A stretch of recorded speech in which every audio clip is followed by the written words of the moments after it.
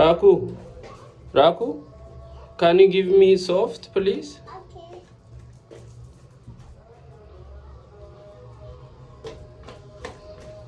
Oh, thank you so much. Oh my God, sorry. Oh, my poop. My poop, sorry, Raku. I'm very sorry. Sorry, my poop. Go wash.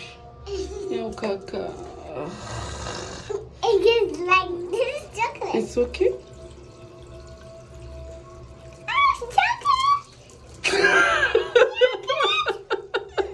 She's smart. I told you, Mahi.